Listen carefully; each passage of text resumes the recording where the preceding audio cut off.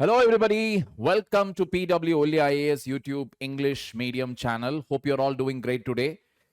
Without any further delay, let me take you right into the chapter. But before that, this is my official Telegram channel where you can ask your doubts with regard to, you can send the answers of PYQs from 2013 onwards in the PDF format of PubAd and all the GS. Along with that, even your essay. All right, people. Without any further delay, let's go into the introduction. So, what do you mean by federal government and what do you mean by a unitary government? A unitary government is one where all the powers are vested in the national government and regional governments get their authority from national government. Simply means if whatever the national government has given you as power, only that much you can do. It is not that the regional governments have their own separate sphere to function. They act as attachments to the national government. Whatever national government says, they will do. Like that it is. Examples are Britain, France, Japan, China, Italy, Norway, Sweden. Federal government, on the other hand, powers are divided between national and regional governments. National government, when we say it can be federal government, central government. Regional governments, when we say it can be state government, provincial government. And this is done by the constitution. Both operate in their respective spheres. That in our country, if you actually see, we have the union list, where only the central government can legislate on those matters or on those subjects which are enumerated in the union list. State list is there, where states can legislate on matters which are mentioned under state list. Then you have concurrent list. These contain subjects on which both center and states can legislate. Now, examples of this include USA, Switzerland, Australia, Canada, Russia, Brazil, and Argentina. Federation, Latin word fidus, treaty or agreement. That is what it means. Federation comes from the Latin word fidus, which means treaty or agreement. A new state or political system which is formed through a treaty or an agreement between various states. Now, this is very interesting. Federation, when you say, it is actually an agreement or a treaty between different states. They come together as an agreement, like USA. But in India, states have not come together as per any agreement. Getting the point? That is why we continue to say India is only quasi-federal, because the states can be destroyed by the union. That is why we say indestructible union of destructible states. Units of federation known as states. With an example, USA, or cantons in Switzerland, provinces in Canada, or republics in Russia.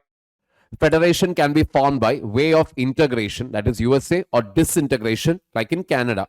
Indian model of federation resembles the Canadian model as we have a strong center. So, a larger country divided into smaller states, but then the center will have the strength there. The real power will be lying with the center. So, India has followed the Canadian model here, where we have a strong center. Taking the discussion further forward, federal features of the Constitution. So what are the federal features of the Constitution, where we can see there is a division of power, or there is no concentration of power with the center alone? First one is dual polity, central list, state list. We have a written constitution. A written constitution clearly tells what the state can do and cannot do, what the union can do and cannot do. Getting the point here? So when center passes a law for the whole country, one state alone cannot say, no, we will not follow this. That is not possible. Why? Because if you fail to follow the directions of the center, president's rule can be imposed. Getting the point here? So clear do's and don'ts are specified there. Proper division of powers. Not just the legislative powers, but even the executive powers. States' powers are confined within the boundaries of the state. That's it. It cannot go beyond that. Only in exceptional circumstances, and that too, it has to be specified. Why? State is exercising its executive power beyond the state. Constitution is supreme. Ultimately, it's a rigid constitution. That means center cannot simply amend the constitution where it will jeopardize the state's freedom. It is not easy. Simply the center cannot go and change or amend the constitution. Clear? Then independent judiciary. We have an independent judiciary to keep a check on the legislative and executive excesses committed by both the center and the state. So center should not unnecessarily walk into the territory of the state. State also should not unnecessarily walk into the territory of the union. Finally, we have bicameralism. That is twin houses. So in the parliament also you have Rajya Sabha to represent the states. Getting the point here. Taking the discussion further forward. Unitary features of the constitution. Now when we talk about unitary features, we are talking about the centralizing features or those features which actually gives more powers to the center. Obviously strong center. More subjects comes under the union list compared to the state list. States not indestructible. Alteration of the boundary, area, name, all of this the center can do it of a state at any point, or can simply divide a state itself into two other states. Single constitution.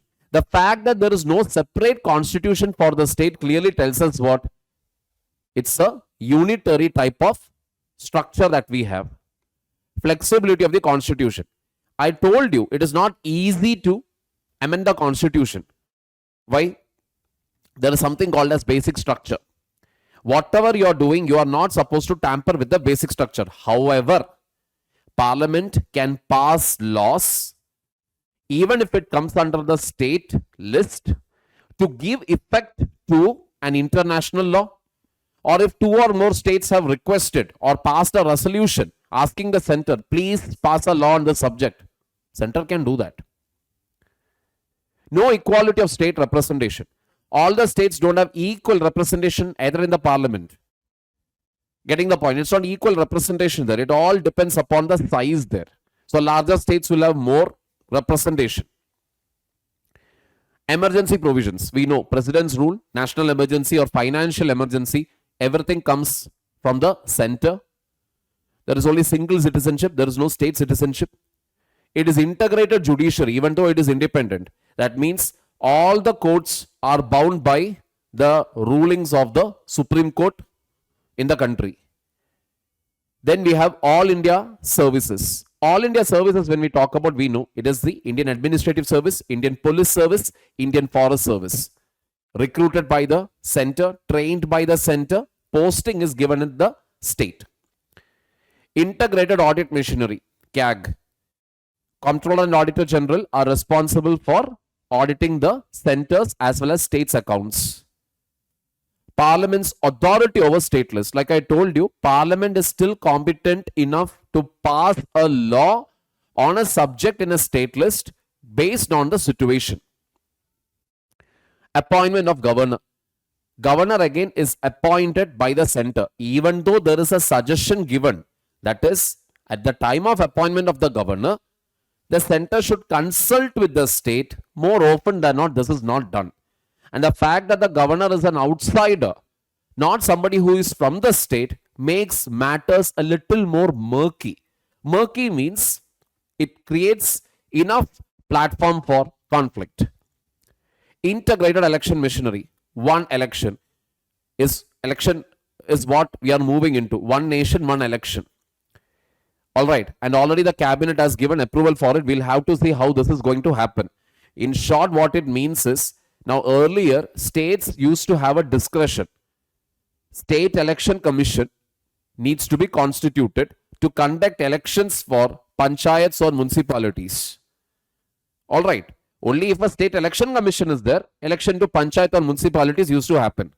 Now, with one nation, one election right around the corner, what is going to happen is, Election Commission of India, once it declares the dates for election, simultaneous elections will happen for Lok Sabha, legislative assemblies, as well as panchayat and municipalities. No more states will have the discretion. Clear?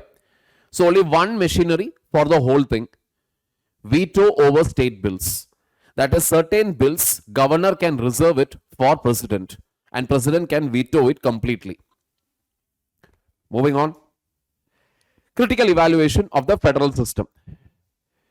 So obviously, when we talk about our federal system, one criticism is the domination of the center in the financial sphere.